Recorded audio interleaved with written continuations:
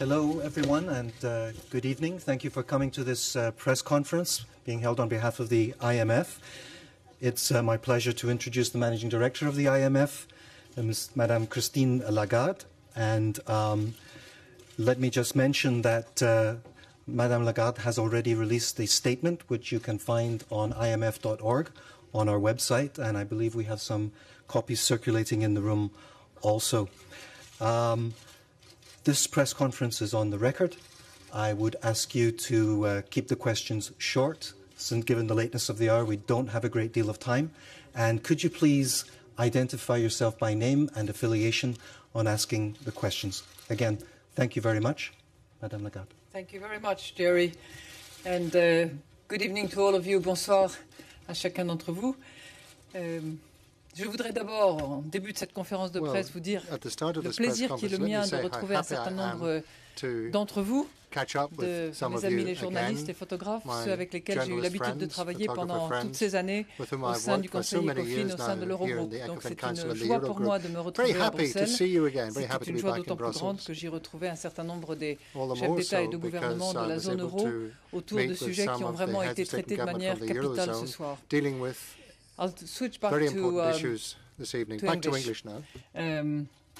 So it was a great pleasure to be back in Brussels and to be able to spend quite a great deal of time actually arriving from Washington this morning on a critical issue which I believe has been handled in a very comprehensive fashion and very constructively.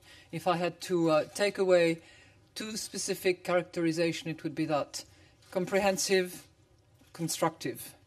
It's comprehensive in that it addresses both the issue of Greece, again in a comprehensive fashion, and also the rest of the Eurozone. If I was to only concentrate on Greece, and I'm sure that you've had your ears full of what the overall package for Greece is, but what seems critical to me is, number one, the fact that Euro area member states have agreed to significantly improve the financing terms with Greece by, number one, extending the maturity of the loans that will be granted by the EFSF, and number two, by reducing significantly again the interest rate at which such loans will be granted going forward. And that is clearly a major improvement.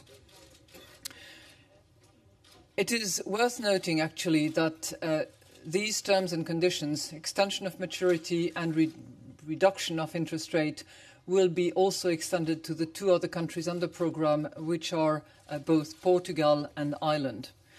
What to me is critical, and that's really a game-changing decision that, in my view, has been made by the Member States, is their commitment, their determination to provide support to countries under programme until they have regained market access, provided that they successfully implement their programmes. This is critical because it means that the Member States are committed to support other Member States under programme.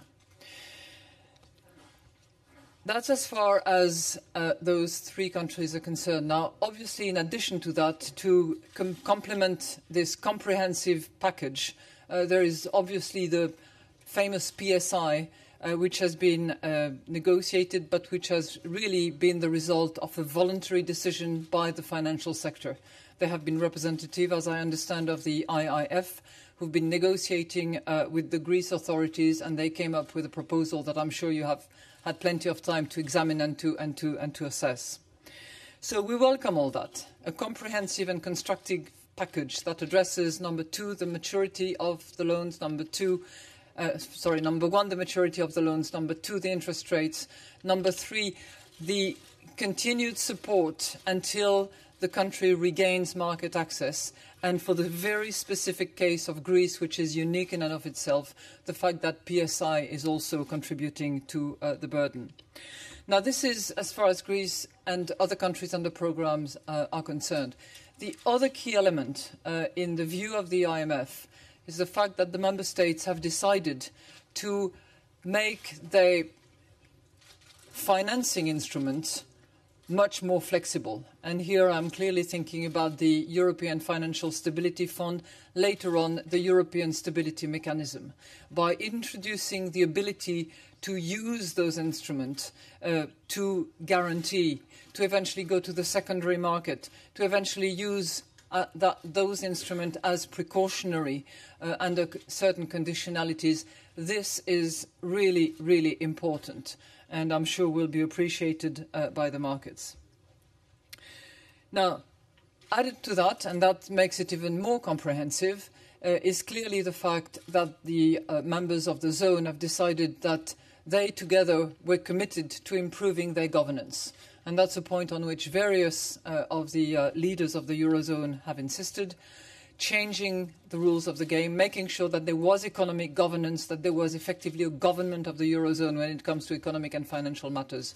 And that is also clearly something that reduces the level of uncertainty which the markets have not specially appreciated over the last few months.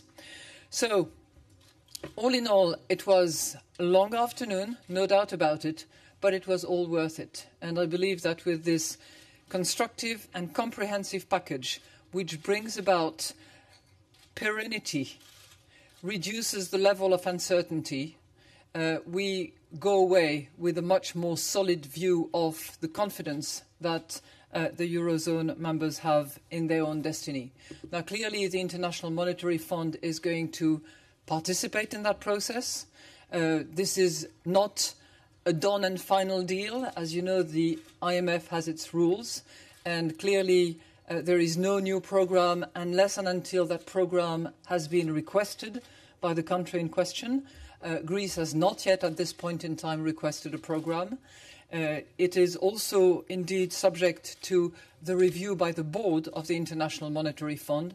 So I'm not going to tonight give you the estimate of how much, under what terms and conditions, beginning on which date, because it's a matter that will be reviewed, determined in conjunction with the board, and as we are able to assemble the various components of the financing packages that will result from the PSI, as has been proposed by the International Institute of Finance and negotiated with Greece. But it's clearly the intention of the International Monetary Fund to be an active participant in this programme going forward, with a view to clearly restoring growth, making sure that Greece can return to market, and that there is a significant improvement of its debt sustainability. So voilà, I'm sure you'll have a few questions, and then we'll all be happy to go and have something to eat. Madame Lagarde, Anton Lagarde of The Economist. Can you tell us, give us a measure of how much the debt sustainability of Greece has improved? The figures in the last IMF report were sort of worrying, and indeed, if I remember correctly, suggested that a mere reduction of interest rate would not make that much difference to the debt sustainability. Therefore, how much has actually been achieved for Greece tonight? Secondly, will the IMF participate in this great lowering of the interest rate down to about 3.5 or 4%, or will it maintain its own interest rate on its loans to Greece? Well, the IMF operates at its usual calibrated interest rate, so it is not a party to the interest rate reduction programme that has been put together by the Euro area members. There's no question about it. What really is critical to me at this point in time is not so much by what tenths or hundreds of percentage point the debt sustainability analysis is improved, and I'm sure it is improved, but we will be proceeding to appropriate calculations. What's really important to me tonight is the fact that the member states have determined that they will continue to financially support countries under programme until they regain market access. And as you know, because you are a good journalist belonging to a good magazine that we all read very carefully, and I'm sure that you're properly informed, one of the components taken into account by the fund and by the board of the fund is return to market. You know, we have two key objectives.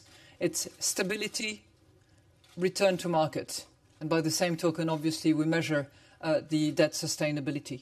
But the debt sustainability is definitely improved. And what matters to me tonight is the fact that the member states are determined to continue support until the country under the programme regains access to market. Yes. Thank you, Madame Lagarde. Peter Spiegel with the Financial Times. I know you said that there has been no request from Greece yet to the IMF. The European heads of state and government, however, have limped you into the program already. Can I ask you... I kind of suspect that will be coming, but at this point in time tonight, there has not yet been such request, but I'm sure it will be coming shortly. But can I ask you as a matter of principle? There's been some discussion that because of the amount invested by the IMF in the Eurozone, that this 1/3, 2/3 ratio perhaps should be tilted stronger towards the Europeans and away from the IMF because the IMF is overcommitted in Europe. Can you address that issue? Secondly, I have forgotten my second question. Oh, come on. Oh, I'm sorry. If I can ask, in the last report on the fifth tranche, there is a second, there's a discussion of PSI and whether it's a beneficial thing. The IMF does come out in support of PSI in that. My understanding is that report was largely compiled before you took your current job. Can you discuss, in your own view, whether PSI is a good thing for Greece, or is it something that you would personally not have pursued?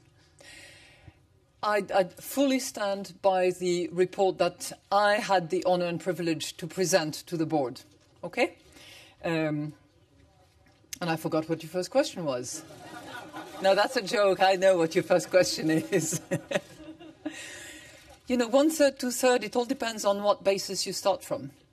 And I think that's exactly the discussion that we will be having if and when Greece requests, for a new programme.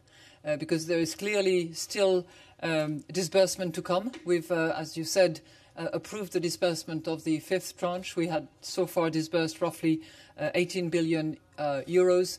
There is still 12 to come. And as far as the new programme is concerned, I'll wait to see exactly what the request will be, but we will be proceeding in accordance with our standard practices, which does not necessarily mean to say that it will be 1/3 or that it will be a little less or a little more. It will be a matter of overall appreciation by the board and by the management as to the solidity of the programme, and we have good reasons to believe under the current terms of the communiqué that has been released by the Eurogroup that it is solid. Yes, sir. Faisal Islam, Channel 4 News. Madame Lagarde, are you happy with the range of banks that have agreed and signed up to the IMF statement? There aren't any American banks. There's a couple of big UK banks that haven't signed up. And secondly, can you just address this? I mean, do you consider this to be selective or temporary default? Are you worried about what the credit ratings agencies their view on this? I'm happy and not worried. That's by natural temper that I'm so. It's not for me to characterise. People will determine. It's not my job to do so. And as far as the banks are concerned, from the list that I have seen that was showed to me by the Greek Prime Minister, there are a lot of those banks that we know are holding Greek government bonds. Now, if more are prepared to come and to join the group, the better. But I think that it's important to have the key players included in that commitment and undertaking, and that seems to be the case. But if more are coming, the merrier, the better. Monsieur? Oh, sorry. Yeah, go ahead. Yes, Madame Lagarde. Consoli from TV News Italy. Can I ask you two questions? One, as a European, do you consider that the decision to allow the Stability Fund to go into the secondary market is a step towards the Eurobonds, which is considered by many as the final solution for all this? And the second question, did I understand well that the European Central Bank will be able to ignore a possible definition as selective default of some of these measures in accepting collaterals from the Greek debts when they are guaranteed by the Stability Fund? I think it is a question that you should have addressed to the person just before me. And, as you know, the European Central Bank is very keen to be independent and would not stand for me to be the spokesperson for the bank. So I would not dare go in those territories. Now, if you look at the, I don't know if you've had a copy of the communique that was released by the Euro members, but as far as the secondary market, it's on the basis of an ECB analysis recognizing the existence of exceptional financial market circumstances and risks to financial stability, and on the basis of a decision by mutual agreement. So it's not as if it was a euro bond. It's, very, very much constrained under particular conditions and circumstances. So I think it's good. It's a good element of flexibility, but it's obviously constrained under particular conditions, which, in my view, do not qualify the ability to purchase on the secondary market as a Eurobond. Philippe Ricard pour le journal Le Monde en français, si vous permettez. In French, if I may, from Le Monde. Qu'est-ce qui vous permet de penser qu'en cas de contagion, après que toute cette opération ait été qualifiée de défaut partiel, de penser donc qu'en cas de contagion, les digues ainsi construites, ainsi renforcées, seront suffisantes? Qu'est-ce qui pourrait manquer quand même dans l'édifice éventuellement? C'est ma première question et c'est la dernière. Vous êtes toujours aussi optimiste. Vous savez, ce qui était très particulier lors de cette réunion aujourd'hui, c'était vraiment la détermination collective. Il y a eu ici ou là des inquiétudes sur les positions respectives des populations, des parlements, etc. Mais il y a eu vraiment, de manière très forte, très solidaire, une détermination à construire ensemble. Alors, les lignes anti-contagion, elles sont de deux ordres. Elles relèvent évidemment de la capacité d'intervention de la Banque centrale européenne, mais ça c'est à M. Trichet que vous avez pu sans doute poser vos questions. Et puis la deuxième série de lignes anti-contagion, c'est toute la capacité d'action dorénavant de l'EFSF qui pourra intervenir de manière beaucoup plus flexible et dans les circonstances qui deviendraient difficiles. Ce que je n'espère pas. Monsieur, vous aviez une dernière question là-bas. It doesn't come to that. A final question. Good evening, Madame Lagarde. Derek Scully, The Irish Times. Many politicians and journalists have both pointed out that this is not a magic bullet, this is not the Big Bang, this is the start of a process. As somebody who knows both sides, did you sit in this evening and look at your former colleagues and say, my God, I think they finally got it?